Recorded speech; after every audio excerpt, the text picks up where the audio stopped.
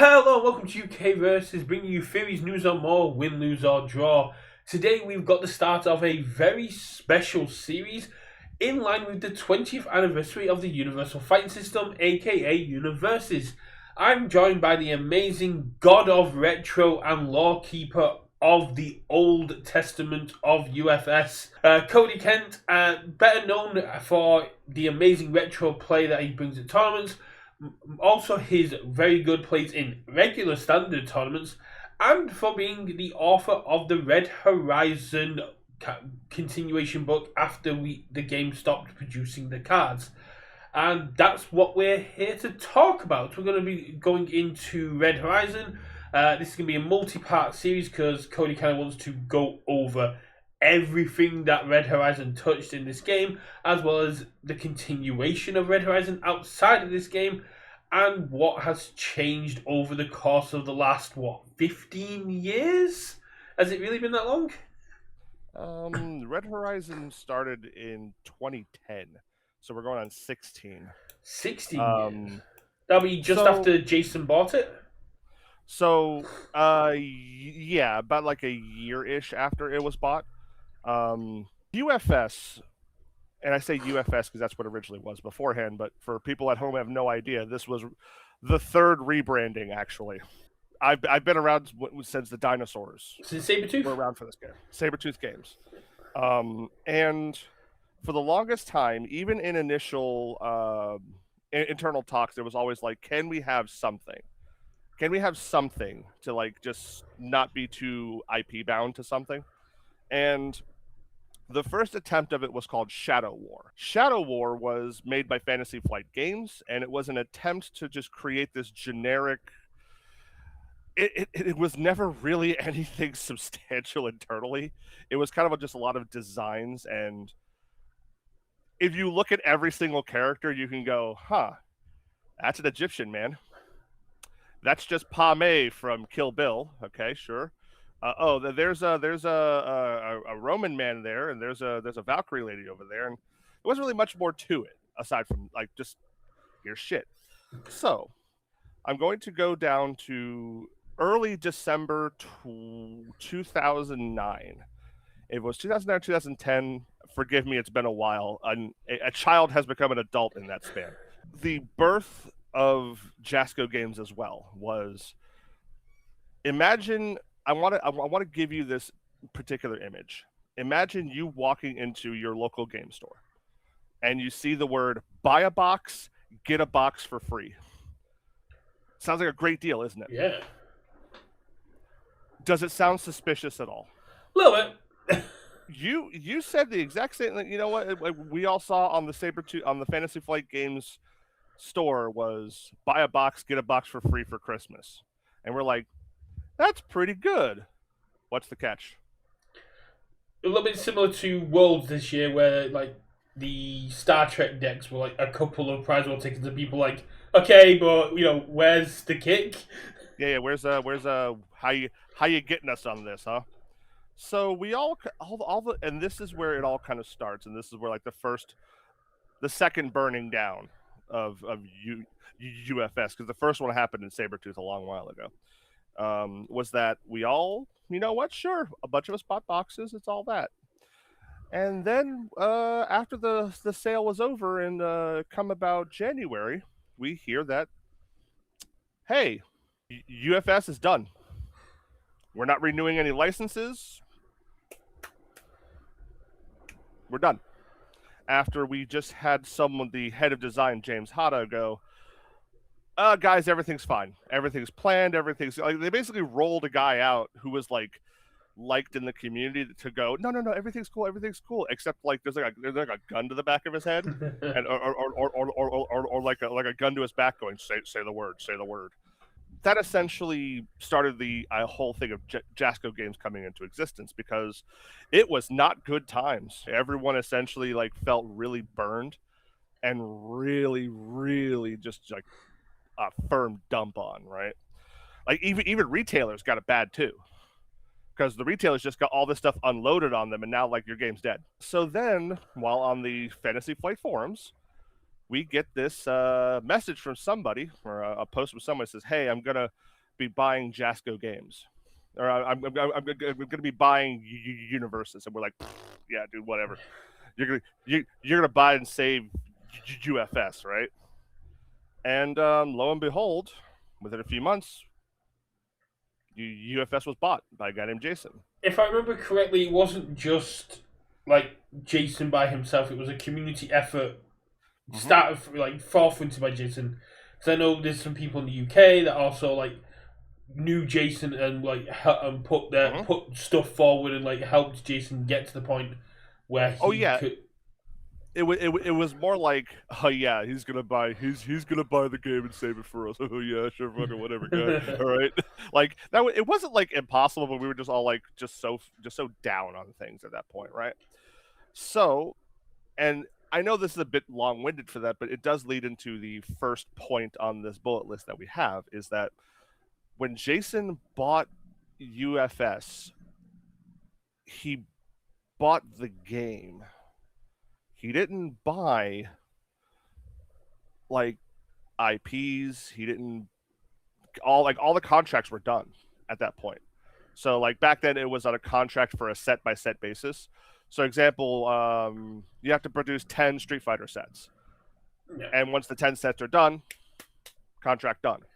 That's how it was done back then. And so FFG basically let all the contracts, all the IPs get to the end of their licenses and just said, we're done. So when Jason went to acquire it, it was basically you get the name and everything associated with it, but yeah, you get the skeleton. You get the assets that were on the item, on the cards, like, the borders, the frames, all the symbols, and all that good stuff. And that was it. That's all. And mind you, he only paid like $5,000, if I recall. It wasn't a lot. Like I could have probably afforded to buy it back then. I mean, I know inflation has changed a lot, but $5,000 is not that much, even in 2010 numbers. Not really, no. So it's actually very small and a very small thing to start a company with, but as a license, because Shadow War was a unique IP that did not have any particular chains to it, right?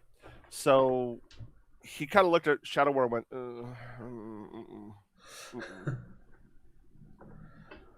and essentially he kind of had to build up, kind of like just what essentially someone burned down a house. He had to go, well, we gotta restart it again, no, don't we?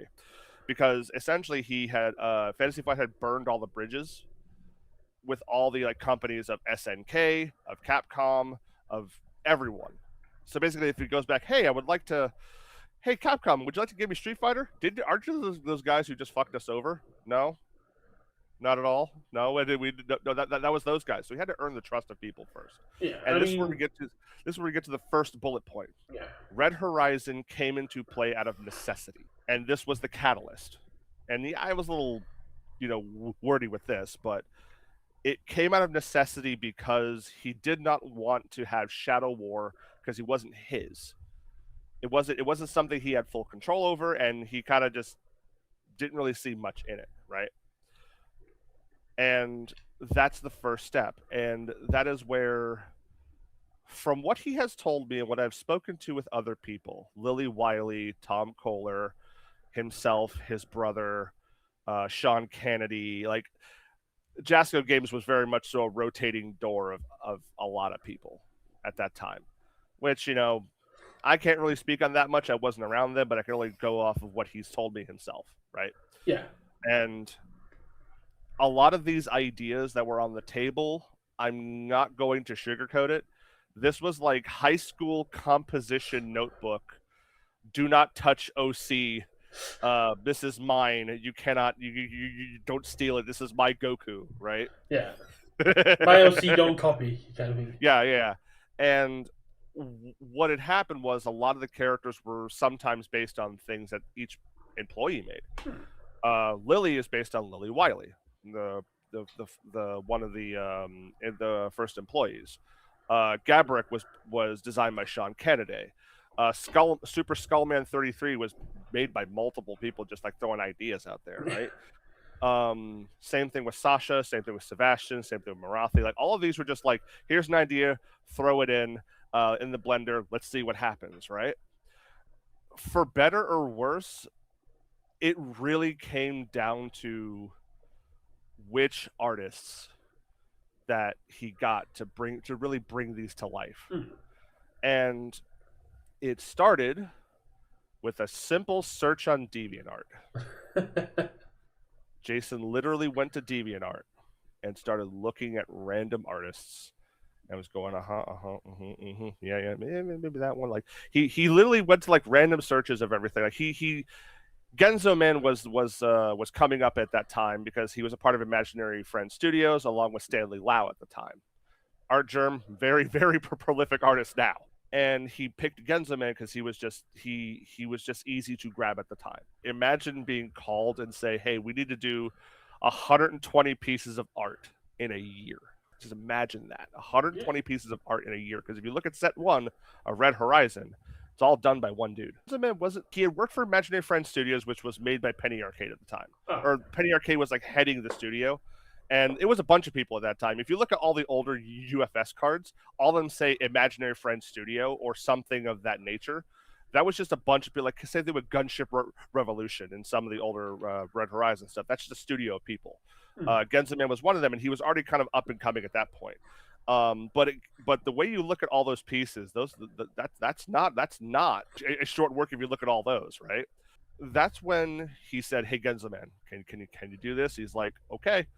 And that's when I spoke to when I first started the whole writing process. I reached out to all these artists to get their ideas, and a lot of them were just told basic ideas, and they kind of just went with it. Yeah, I was gonna. So you have. Go ahead. I was gonna ask, like, the aesthetic of Red Horizon, this kind of almost Cold Warish kind of with mechs and like futuristic tech. Did the artist influence that, or did you kind of tell them that's where you wanted to go? So I didn't tell him anything. This was all Jason, but I understand what you're asking there. So a lot of it was Jason gave ideas, and he just let them run free because this was more of like a truncated thing. Like he needed it to happen now, right? So he said, "Hey, here's an idea. Throw it out there. Get some input back." Like Genzo Man had told me that he was really into the Dark Knight, the Dark Knight Nolan trilogy thing at that time, and he kind of based Reese on like a Bruce Wayne that was suave and debonair and all that good stuff. And he's like, "Oh, that's what he kind of based that on," and that's where he kind of pulled a lot of that vibe from. He said. Which is this like kind of brutalistic tech, because you look at characters like Ava or Miska and you have like very inelegant ideas. Like look at the Silver Fang. That's by no means a sleek design. That's actually very very sharp and not sleek at all. After speaking to a lot of the other artists, because we have Carlos Beltran, who did a lot of the Skullman art and the Vespera art. Nothing against Carlos Beltran, but that man will draw anything. He will draw anything that you pay him to. And with Carlos Beltran, who drew Vespera, you get this really creepy, I almost want to say edgy Vampire the Masquerade stuff, but like not that much. Like it's towing that line there, but it's this very creepy, dark, dim stuff. But then you look at his other works and you go, he was holding back on this one. Like he wasn't doing what he normally does here. And then I got to look at other pieces, and I just found that some of these pieces were just things that already existed. Jason even got there, and he was like, "Hey, I like this. Can we buy this from you, or can we get this from you to do more stuff with it?" Quite similar to the Critical Role Heroes of Exandria, where they took the comics and the community art that Critical Role had already licensed and went, "We're going to put these onto these cards," kind of thing. Yeah, kind of like that. But it started from these just designs. Like imagine that you just drew something one day, put it on DeviantArt, and a guy goes, "Hey, I would like to buy this character from you and to put this in this," and you go, I don't really see whether this what you see in this, but sure, let's go with that. The next step here, because that's really like that's all I could really say, because some of these artists you can't reach out to anymore for some reason. Either they fell off the face of the earth. But yeah, I'm just thinking like this was 2010. So this is long before the TCG bubble, and long enough after like the 1990s TCG bubble that if you went up to any artist that was up and coming, went, I want to put your art on a trading card, they'd be like, Oh, they're like, there you go. I want to give me the page because this was a different era entirely. yeah, If someone said, "Hey, I want you to do this," you're like, all right, sure." But here comes into the next bullet point here: why it had to exist, why Red Horizon had to exist. So after acquiring the game, you have no sets. no. You have no IP to put out aside from Shadow War, and nobody likes that. First off, unless it's not yours and you don't own it. Yeah, and one of the big things, like you said, the previous IP holders, Capcom, SNK, had been kind of burnt by the sudden closure and the contracts kind of lapsing. So you also had nothing to gain faith. You had nothing to show them that you were serious. You are. It's like you're a crackhead and you're just getting off of the drugs and like, okay, we can't trust you yet. Like I can't give you money and expect you to not go and blow it on that stuff, right? So Red Horizon had to exist for a specific reason, that was to hold over until Jason can reacquire those rights, because it's a negotiation thing. Because now the rules have kind of changed because of what has been put forward, right? He kind of had to earn Capcom's trust back. And that's why Red Horizon was made, and that's why we immediately got the Mega Man stuff, because they were like, shit, take Mega Man and Darkstalkers, and if you can do something with that, come back to us to circle around and we'll see how it is. So Red Horizon had to exist as a band-aid for like a lot of things. And at the time, and this is a piece of note that people at home can listen to, or can like look for, in the first Red Horizon set, there is not a single fire symbol card in that set. The fire symbol appears once, and it's in the effect of "You Are Not Alone," because at that point, Fire was overwhelmed with Soul Calibur 4 and Tekken. It was just way too. It was too much. But so the next bullet point is that. Just quickly before we move on to that, sure. That was a really cool thing you just brought up. So Jason didn't restart standard, similar to like when UFS Games took over. And it's like MHA one is the new, it's like standard move forward. It's like he went no. He couldn't, because the thing is, what can you restart it with when you have nothing? So it was basically standard was or legacy. Well, what most would consider legacy at that point was standard, right? And they had, I probably still have it somewhere in this room, they had a World Championship 2008 card. It was a blank card. It said UFS World Championship 2000, whatever. It had 3 infinity symbols on it, and it said, visit the website to figure out what this card is. Because they had to reprint certain cards, and they just handed this one out and said, hey, you can use this as a proxy. At one point, it was like one of the Chun-Li's. It was Promo Rock from the Soul Calibur set. Like, it was just random stuff like that. But, yeah, he kind of just had to, like, hey, we're going to play this for a while. And then we get to Gen Con 2010. This is like late 2009, early 2010. And we get to Gen Con 2010. We see, what are these cards here? We got Law of the Land. We have Natali with this really, really weird border. Natali with a really, really strange border. And I'm pretty sure, just because this is actually something very, very much so strange, even in terms of like what UFS has had, was what the border was supposed to look like. Yeah. I've seen those 6-star symbol. Yeah, that was the rotation at the time. Yeah, I've seen that Natalia on eBay a couple of times. Yeah, it was the version of the cards that was this was the test to try and change the border, and it wasn't liked. That's fair. It's a Just it bit. wasn't liked. It's a bit It wasn't- intrusive. it was it was a little too much, you know. But we got a bunch of cards like Law of the Land. I'm pretty sure if you talk to Tags, which is her name is Liz, because she was there at the time as well. Like because we would trade in cards to get promos, and this is like, oh shit, we're getting this we're just trading cards away for like people who were at the event.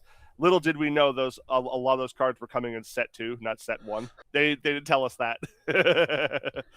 So the next bullet point to go through all this was a lot of characters when I came in, because next bullet point right here is when did I come in and why. Some characters were purchased from the artist. Not everyone was as forthcoming as they were about the purchasing of their characters. Oh. So Alice specifically is the thing of this.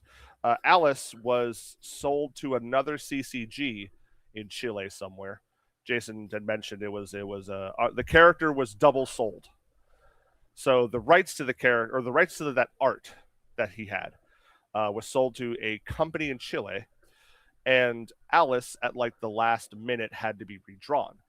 Now, the only person that has any real confirmation as to any physical thing of the older Alice is Jason himself, and it used to be above his desk at Jasco Games. It used to be this giant poster above his desk. We're not going to find it in any old episodes of The Office. No, specifically no. Actually, it might be, but he was always good at cropping that stuff out. Okay. But it's right above his desk. It is a different piece of art entirely. Vespera, a lot of cards with Vespera's art on it are modified.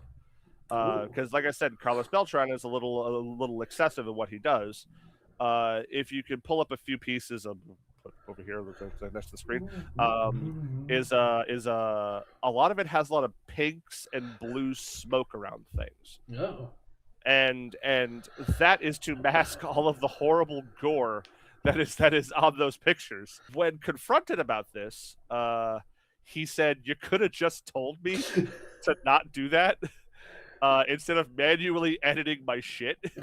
And he was very mad after that, actually, because if you do something and put your heart and soul into it, and someone just doesn't tell you and just erases everything away, it might put you like a little bit annoyed at things, right? Yeah, 100%. I mean, people who watch the channel, I've spoken to Sean, I've spoken to Lechar, I've spoken to some of the other artists that do the cards, and they always like send concepts now, and there's like 4 different card outs that they send off before anything gets approved.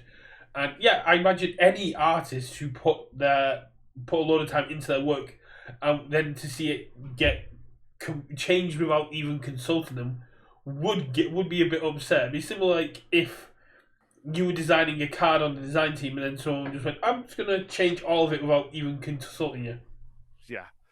Specifically for a previous champion, Omar Chavez. He has 2 different champion cards. One specifically is Burger King Omar, and there's regular Omar. And Omar didn't like the Burger King one. And like by Burger King, we mean like he has a little Burger King crown on, but he has like that weird. This is like an early 2000s thing where it's like the Burger King would sneak up to you with like a burger behind you. Go, yeah, like he would like had that giant face on, right? Yeah, he looked like that. Those are the only 2 real issues between design. Before I came onto the whole deal. Heidi was also an issue because you know when you tell an artist something and they don't really get back to you until like it's too late. Yeah, you kind of go, can you give us updates? And like, yeah, I'll get one to it. It's like the night that is due. It's like, here you guys, like, this is not what we wanted. Yeah. So I've seen them, specifically Heidi. Yeah, the original artist for Gunship Revolution. Yeah, there was a certain few symbols on those mechs and in the background that. Yeah, Heidi's German, right? Yeah. Oh, she's with the German army. Oh, okay. Yeah. And Jason immediately sent it back. He told me, like, when he first got it, he told me, like, I sent it back and he said, "Stop. I didn't say that. I didn't say that. I didn't say what you just did." You could say he did not see that coming? He did not. So, And especially, and you, again, you look at a character like, you look at Heidi's character art. Yeah. Yes, she has big mamma jammas, big bahanga zongas, right? Jason, every time the picture came back of any of her art, he's like, reduce the chest size. Reduce the chest size, please. Please reduce the chest size. And all the artist did was make the waist smaller for some reason. And to where eventually he's like, all right, ship it. We can't wait anymore. Just Was English their first language? Were they confusing chest and waist? You know what? I don't know. I don't know. This is, again, all stuff that he told me at some point. So this is where that's the only really other thing I can think of in terms of, like, you know, conflicts and what designs and what is now. And this is where I get to the bullet point of when did I come in? Yeah. And this was about, I want to say, 2015 is when I first reached out to Jasco Games. And I was like, hey, I'm a fledgling writer. I write things. I write fan fiction. I also write things that people probably find some enjoyment out of that is not that I particularly enjoy anymore. It's been a very long 20 years in that regard.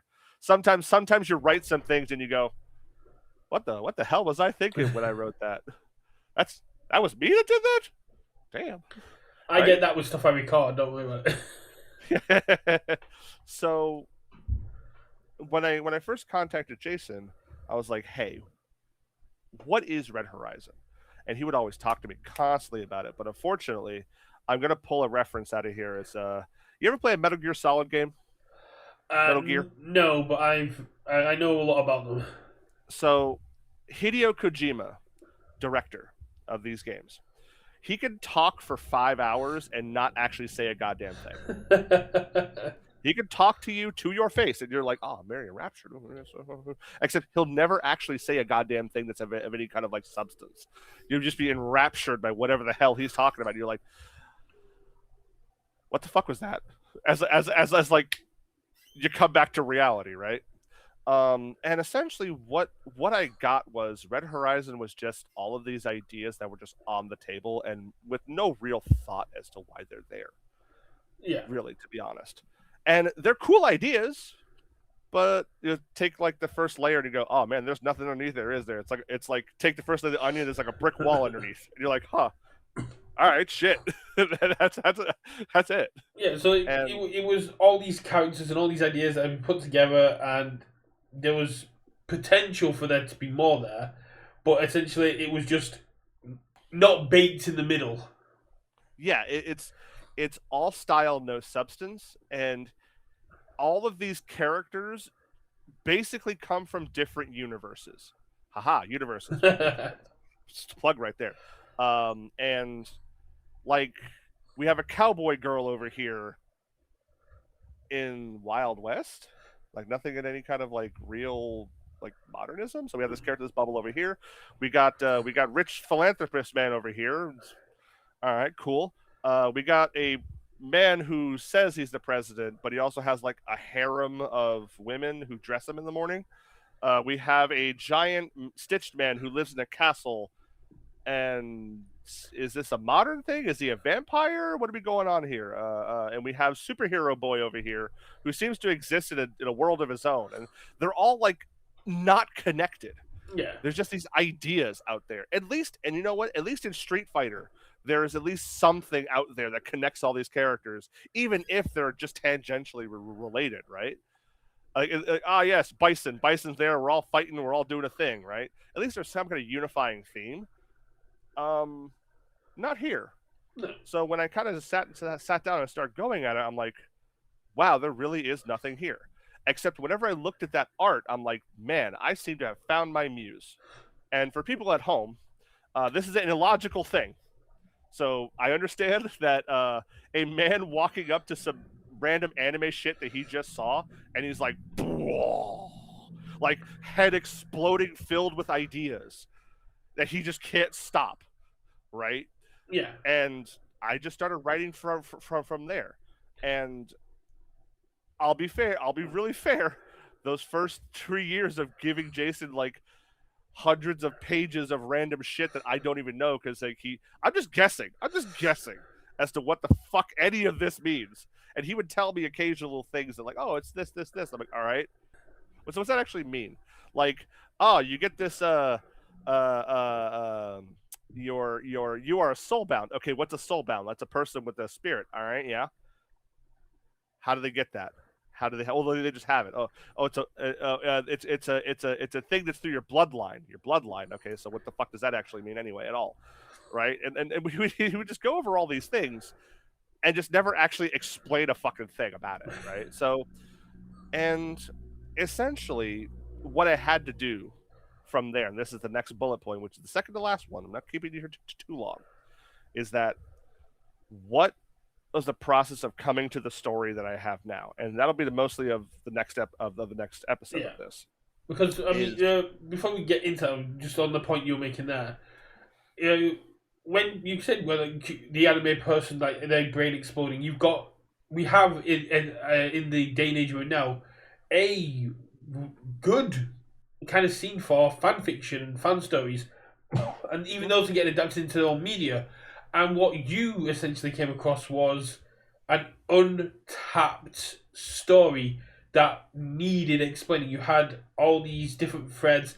You had Soviet era Russia with cowboys and, like you said, medieval castles and knights, and you had the not too fictional DC president who wants to be dressed by a harem, as well as JoJo-esque stand billionaires. Oh, he hates that. See, here's the thing, and before the next bullet point, Jason had no idea what JoJo's Bizarre Adventure was. Not a single clue. So whenever people brought it up to me in person, he'd be like a bit miffed about that. Like, yes, you're comparing me to something that I had no idea existed. Thanks. I mean, it's a good idea if more than one person comes up with it. That's what I said. I'm just wondering if he found JoJo's before someone mentioned it, if he'd like it a bit more. But now he's kind of tainted by it. Oh, but JoJo's so good. Jason very much so was like, he likes some anime, but he likes the anime that he saw on TV like most Americans do, even though he's German.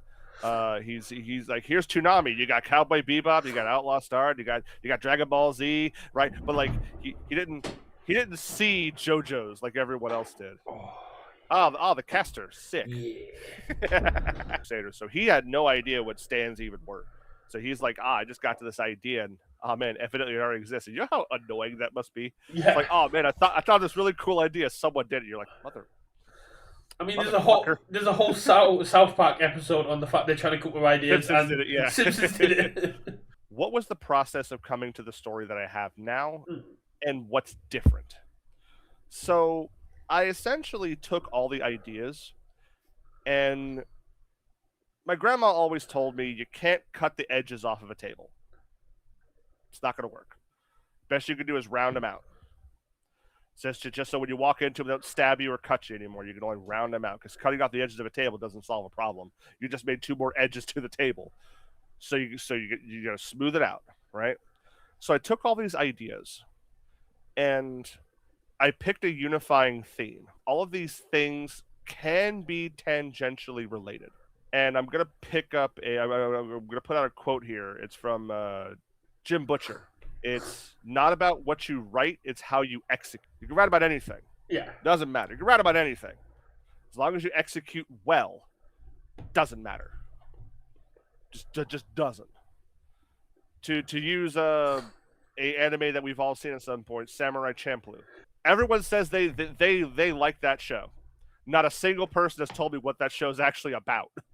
And no one knows, but it executes so well. You're like, oh, I'm enraptured. I see this thing, and it's awesome. The only thing I remember is they escaped prison by burning a marijuana field. That's the only thing I remember, because that's the only. I've watched so much anime over the years, but that's the only time that ever happened. Yeah, even then I've watched going on here, but it's really cool, isn't it? Yeah, look at that. But same idea here is like you take an idea and you have to execute well in order for it to pull it all together. So I essentially took all of these ideas and went, let's round off the edges here. Let's take the ideas and just bring them down a little bit. First example was When Jason told me about Vincent Gray as a character, the president, I said, first off, that's the president right there. That's a man right there. Also, life imitates art, and sometimes art imitates life. This was made in 2010. Tyrannical, evil president. Oh, no relation. Not even no. This is nothing of that. Of what it was not. It was not prophetic in any way. Jason told me Vincent Gray declares martial law on America. And I go, Jason, do you even understand what those words actually mean? Okay, so martial law, in terms of like an Americanism, martial law is where you essentially close off a city, not a state, not a city, no one in or out. Essentially. Okay. So basically, like you put a quarantine around the city and say, hey guys, martial law, get inside your house. Police are all around, right? Like this, like martial law would be declared during like a terrorist attack, and like someone's planted 100 bombs in the city, and everyone get in your house. The police have to go find things. Like martial law is not something that's easily just like, boop, done. No, and I told Jason, the only time this has ever happened in history is Japan during the Sakoku Decree, where Japan had no one going in, no one going out. And do you know what happened? America came and said, "Please open your borders." Like the idea of logistics, essentially, when it comes to declaring martial law. Martial law already on a small scale is kind of hard. So okay, let's take that, throw it over our shoulder, because that's not even remotely explainable at all. Because again, when you use your world and you base it on something, there's rules, right? And I'm like, okay, that's not going to work. Whoop, just toss that over. And Jason was like, "You sure?" I said, "Yes. We're not even going to do anything near that. Keep it low." Because the lower you go, the easier it is to build up. Essentially, what it came down to. So what you had to establish first was your law Bible, the set of rules that your world revolves around.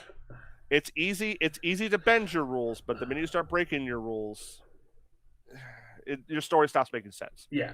So that's why there's soft rules and hard rules when it comes to stuff like that. So I essentially had to go, put it all in front of me, this out, this out, this out, this out. All right, what do I have left, and how am I going to explain what's left? Because I basically took out all the things that didn't make a whole lot of sense.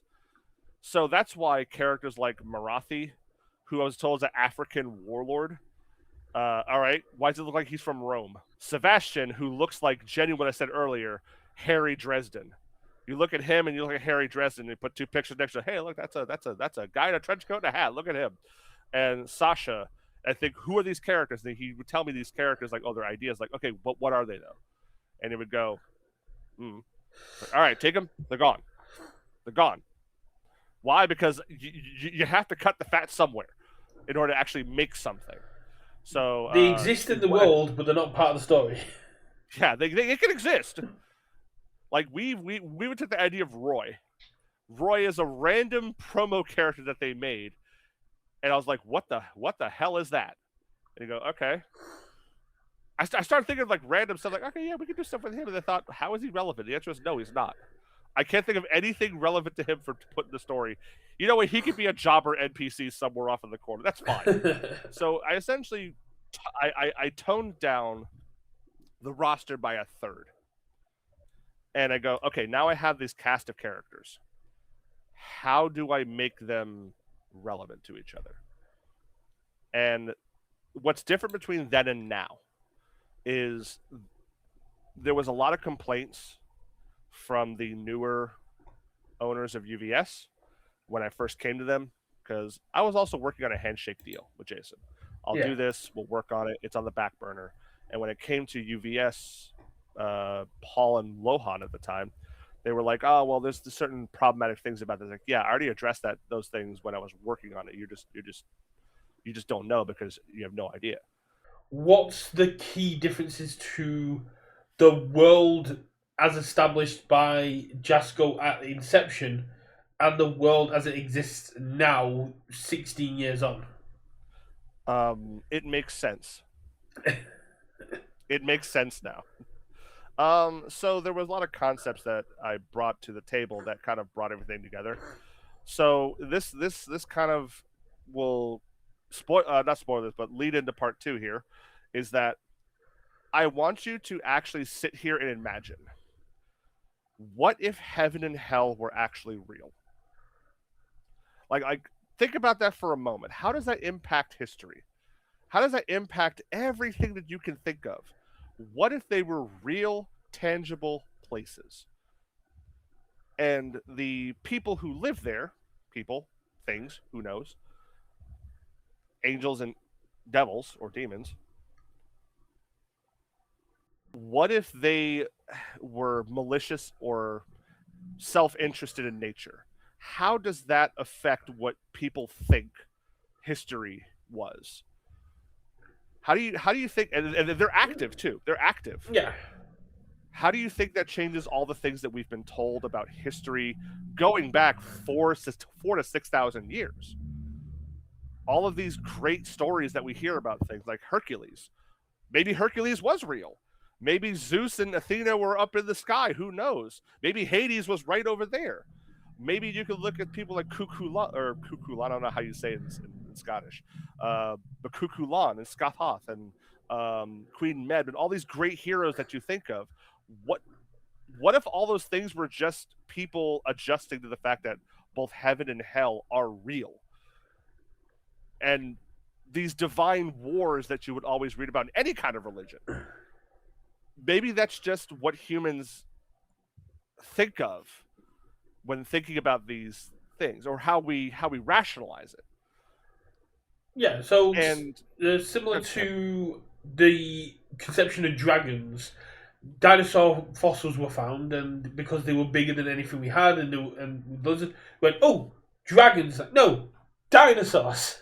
what of Midsummer Night's Dream? Was that Yeah. even real as well? So if you could take that idea of all of these things were real at some point, and not all that stuff is referenced, but I'm just using ideas here, No. right?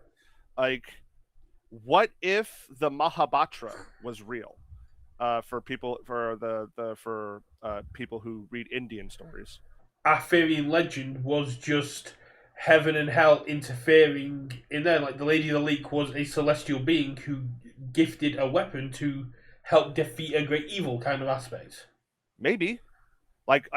So that was the initial idea I brought here, was what if these things were real Yeah, at some point?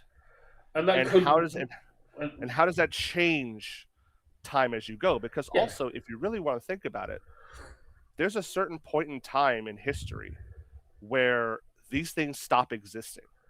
Hmm. Like, these ideas stop existing. Yeah.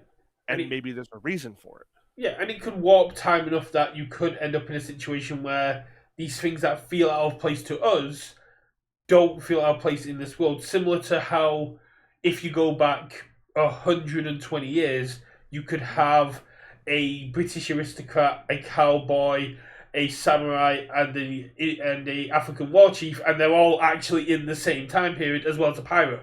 Red Horizon takes place in the modern time, actually. All of that stuff is actually modernized. But I was more referring to, like, the background stuff. Okay. Like, what example, like you said, Arthurian legend. Even though me and you, know that Arthur Pendragon doesn't exist. Now, they are based on something, Uther Pendragon. Like, maybe all those things were real. And that's really the pitch of Red Horizon, is that what if all those things were real at some point, not in modern time? How would that change certain things?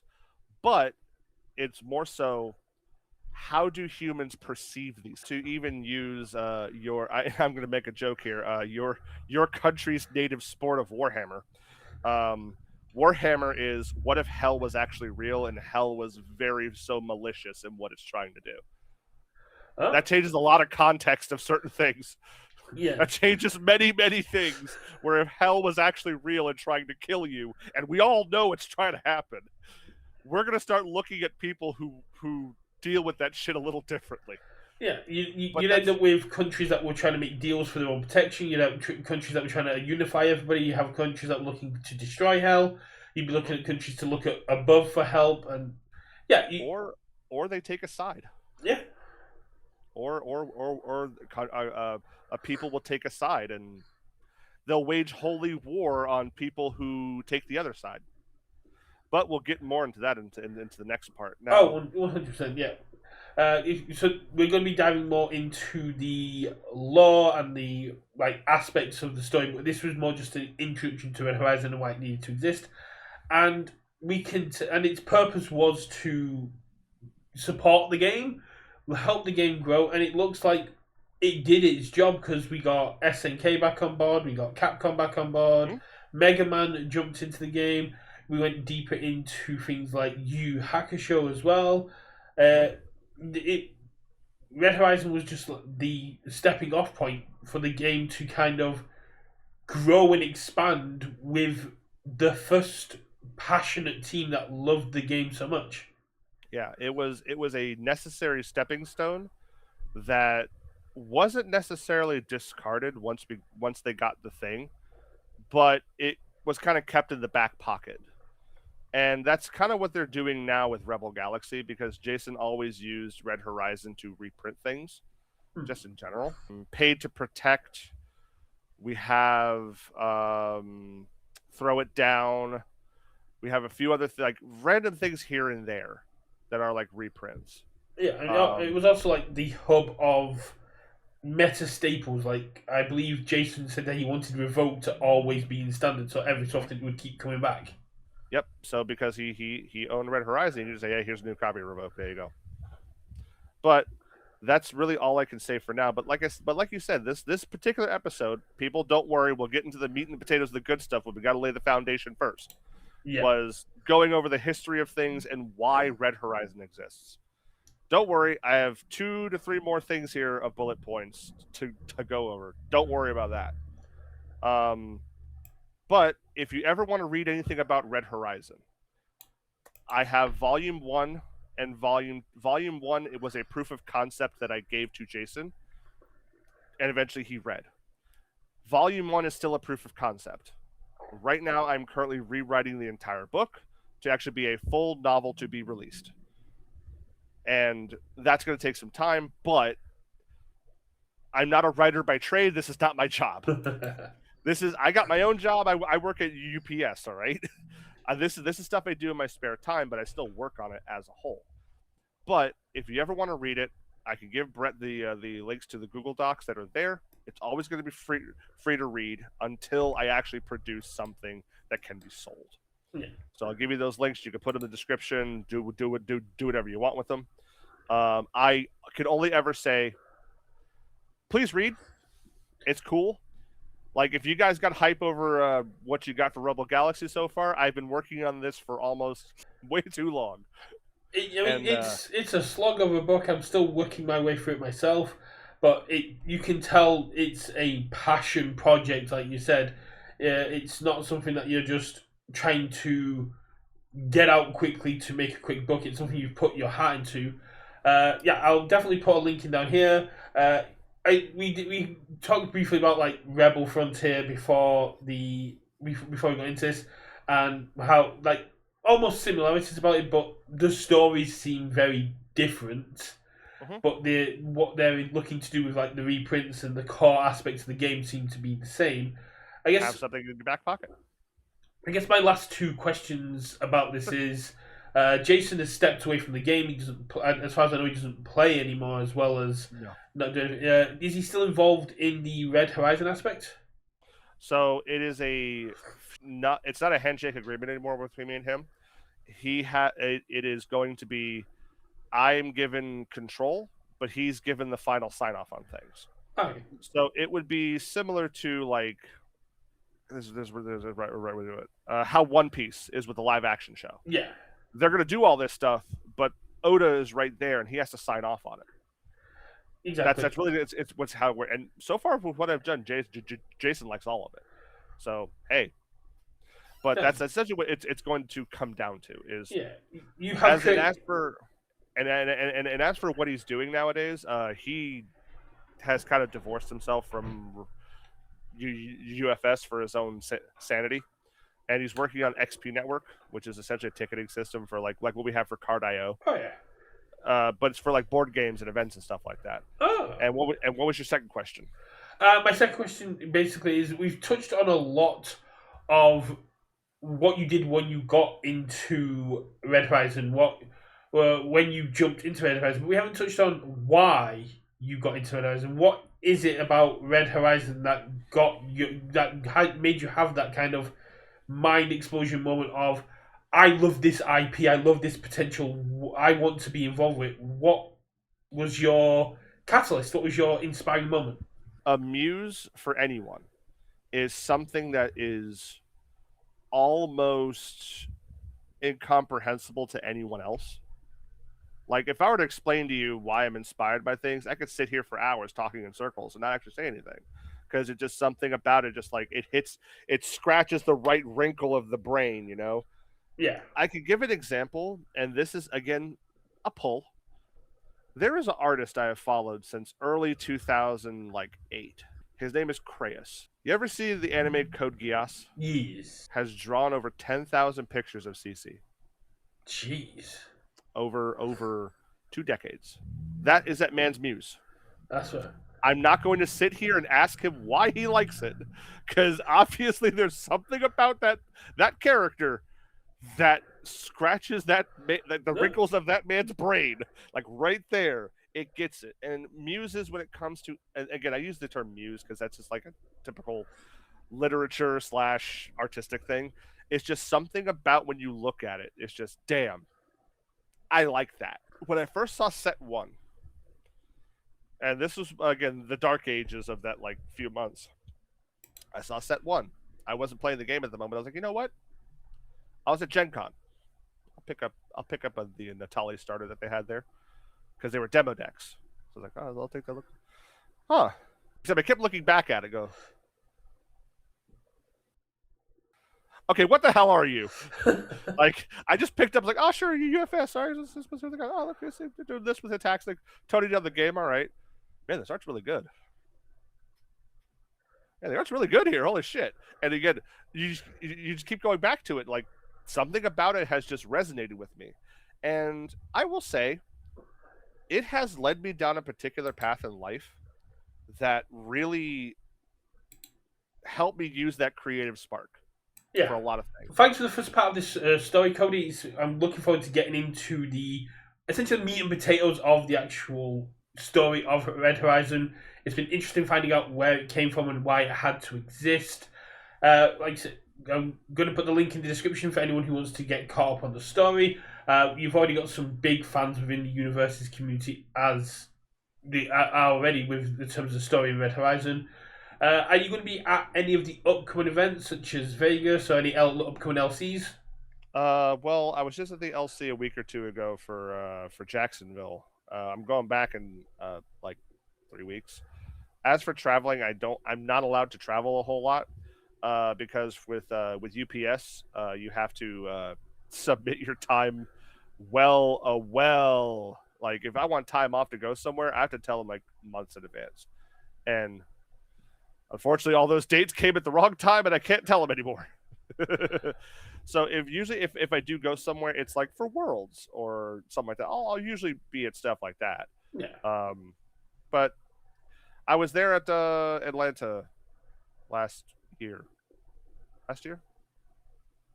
Yeah, Atlanta was last year. Yeah, and towards the end of last year. Well, yeah, and I mean you've been dethroned as Worlds. Yeah.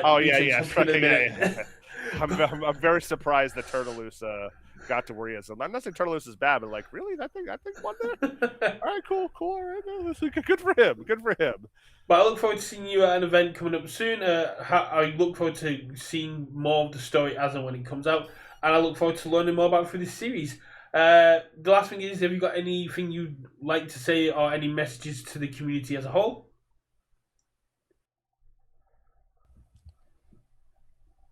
Always do what you love, but always make sure to do it right. There's no point in doing something terrible or half-assed. Put your whole heart into it.